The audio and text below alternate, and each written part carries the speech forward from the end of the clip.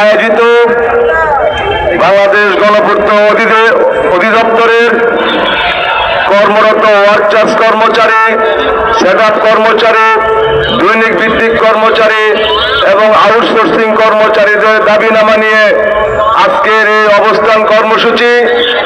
উপস্থিত সম্মানিত সভাপতি, বাংলাদেশ গণপূর্ত কর্মচারী ইউনিয়নের বিপ্লবী সভাপতি জনাব জসিমউদ্দিন, আরো উপস্থিত রয়েছেন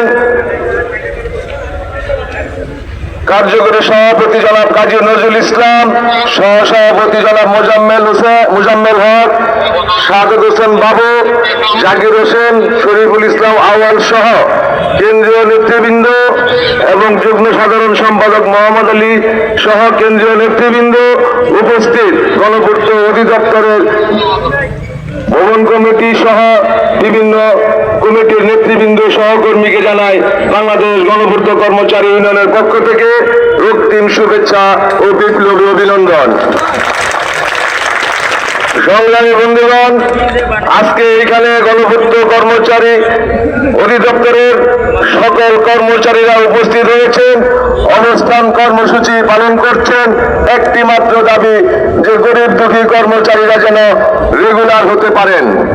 কর্মচারীরা, ওয়ার্কার্স কর্মচারীরা রেগুলার হবে, দৈনিক ভিত্তিক কর্মচারীরা রেগুলার হবে, আউটসোর্সিং কর্মচারীরা 25-এর নীতিমালা অনুযায়ী কর্ম পরিচালনা করবে।